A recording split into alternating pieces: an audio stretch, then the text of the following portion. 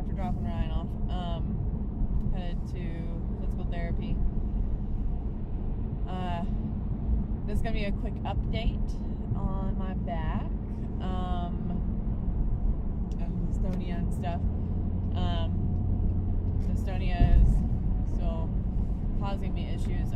This winter is a little bit better than last winter just because I am more prepared, I guess, in the way that I have to dress to stay warm. Because, like, this morning when we left, it was 14 degrees, so I have on thick socks, of course, some leggings, yoga pants, and yes, I could have something thicker, I suppose, but it is not comfortable to have anything else like that is really even any tighter and or higher on my waist, I guess. It always causes a lot of pain, so, but anywho, and then of course I have my Columbia jacket on. It's the most amazing coat I've ever owned, I think. It's like two jackets in one, and the inside one has like a layer that is up against you that holds in your heat but doesn't make you sweat, so it's pretty awesome. So you can wear that like as like a little windbreaker or whatever by itself, and it has these awesome, that's on the inside jacket, so that way it doesn't break the seal. And then this outside they can detach, and this outside is like a raincoat, so it's really neat. But then I have like a hoodie on underneath that, and a scarf, a long sleeve shirt, and a tank top. So needless to say, I am quite bundled right now, but it does help. Helps out a lot. I will still get cold and everything, and that does bring on episodes quite fast. But the doctor the last doctor that I've seen regarding my back pain and everything, was at first stating that he would happily remove the hardware, and I was so thankful that I'd finally found somebody that agreed with me, that, like, you know, even though really he didn't wholeheartedly agree with why I wanted them removed, he would remove them and go, like, you know, start from the beginning, start from scratch, and, you know, let me see if I could do it with physical therapy and massage and chiropractic and all that kind of stuff. I was so ready to prove him wrong. But so I was like super excited, and then he looked over the CAT scan and said that he can't, if he removes the top and leaves the bottom, I'm sorry, he cannot remove the bottom because the bottom has never fused. That's supposed to happen within 3 to 6 months. Normal bone growth should fuse everything together. And I had this surgery January of 2013, and it is November of 2014. So almost 2 years. So needless to say, it shouldn't be still unfused. He requested a myelogram, which is, so I went in to the hospital and had one of those done. They had me laying on this humongous pillow right up underneath my hip bones on my stomach, so that I was bent to where my spine could be stretched out and opened up a little bit more, is how he so politely put it. Let me tell you something. When you have hardware, your spine does not open up. That's the purpose of the hardware, is it not? Thank you. But no, this was like the first doctor that was extremely understanding of my discomfort and my pain and the way that I was breathing and all that kind of stuff.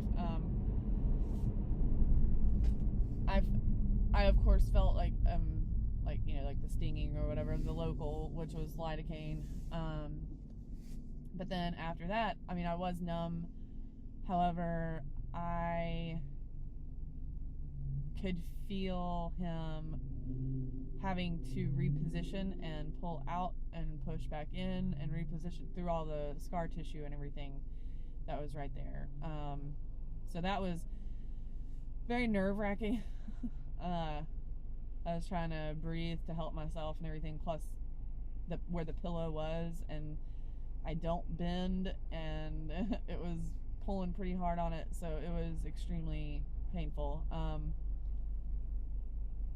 So they localize you, they get into your spinal fluid, and inject a contrast dye, and then they take some pictures and then do another CT, just to see. He wanted to see like all the blood flow and how the spinal fluid was functioning, if the spinal fluid was reaching all the nerves and all that kind of stuff, which it is. So that's really good to know that that's still okay. However, L4, a lot of my pain is coming from, number one, micro movement from it not being fused in the extension area, and number two, from L4, which is right below where the extension ends,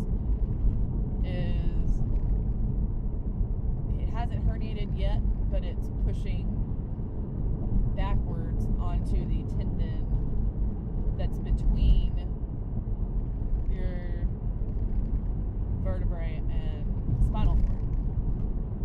So he said that was probably a lot of my issue too.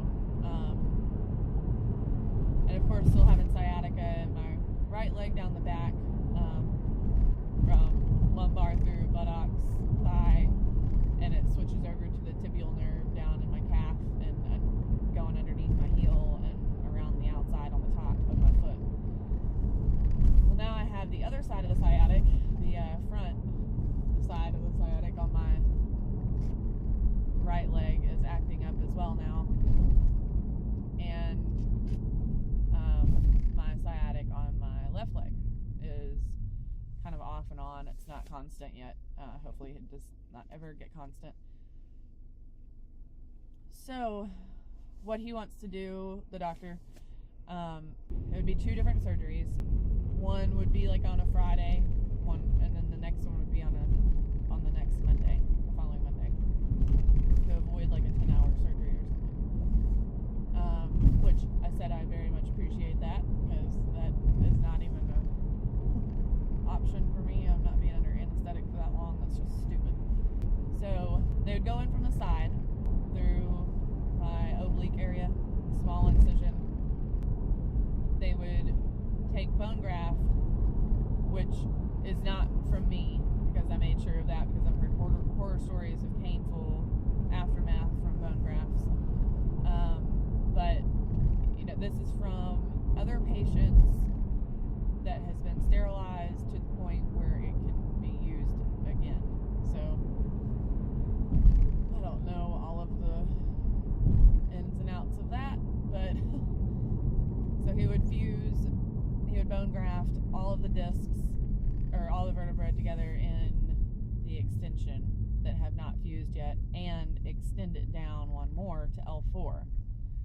Then that would be one surgery, the bone grafts. Then on Monday, he would go in posterior, which is from the back side, and he would take out the extension and put in a longer extension to include L4.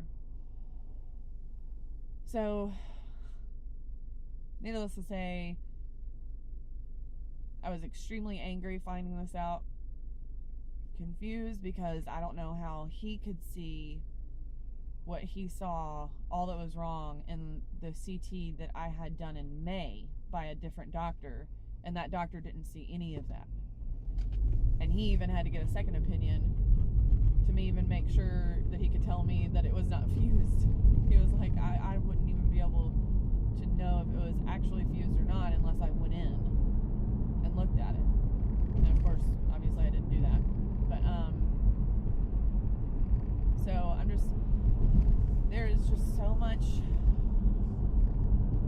different, I don't know, there's so much information information, so many different little details and big details that need to be considered, and all the information is spread out into so many different doctors' hands, and I just want to find one person, like the person that was representing me for my disability claim. I don't know how long he had to go over all of the information that he had on me, but he knew my entire history. He was able to not even look at a paper or computer or anything and tell me exactly what I had done. And I don't know why it's so hard to find a doctor that can do that. Isn't that your oath as a doctor? To heal and protect and help in any way possible? It doesn't make sense to me. I'm getting kind of upset right now, but anywho, so I opted to continue my anti-inflammatory processes that I do, which is definitely mainly eating raw, but when I do eat cooked, I stay away from certain nightshades that I have been able to whittle down over the last year and a half. What affects me greatly, I cannot eat eggplant whatsoever. Tomatoes don't usually do anything. Sweet potatoes are amazing for me, but russet potatoes cause issues sometimes. So it's very strange. So if you do have chronic pain, I mean, you do need to... I'm glad that I have taken that time, to decipher exactly what works for me, because if I hadn't, I wouldn't have lost weight. I wouldn't know how to listen to my body to give it what it needs and wants to fight the pain and to fight whatever else is going on. So I really advise that for the betterment of your health, for decreasing your pain, and not to even go into all of the aspects that you would be helping other people's health and the animals and the planet and everything, is to drop all your animal products.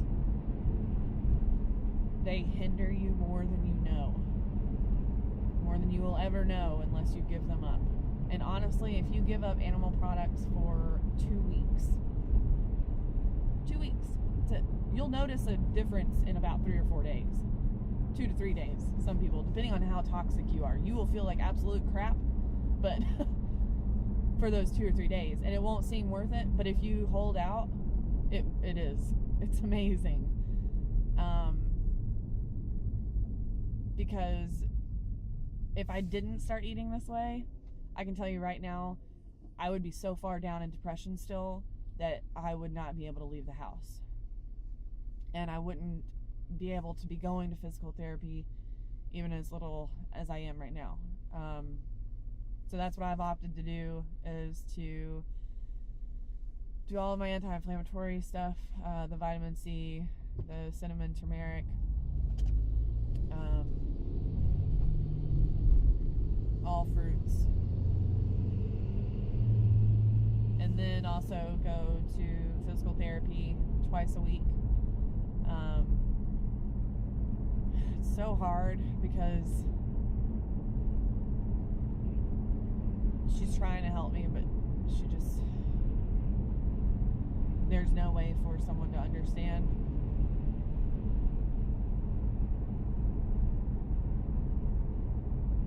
That, hey, I'm 28 and I can't do what you're telling me to do.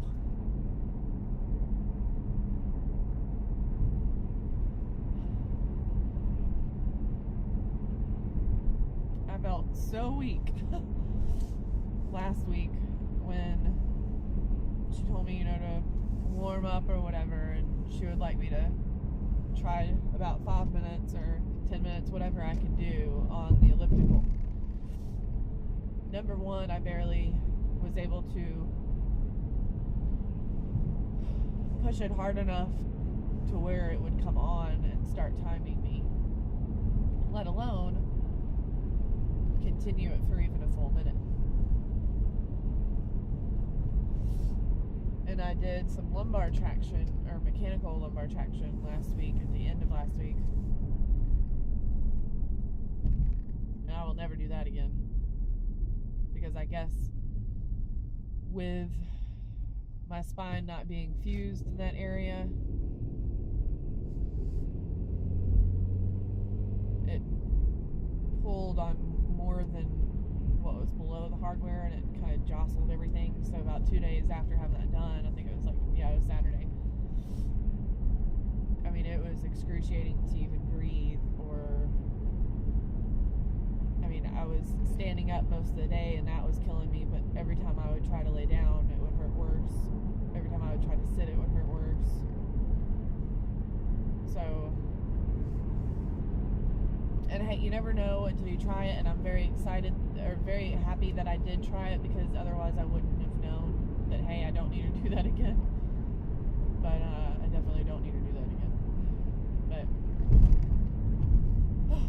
so I think that's all that I wanted to say. Not ever quite sure, because I have a lot to say. But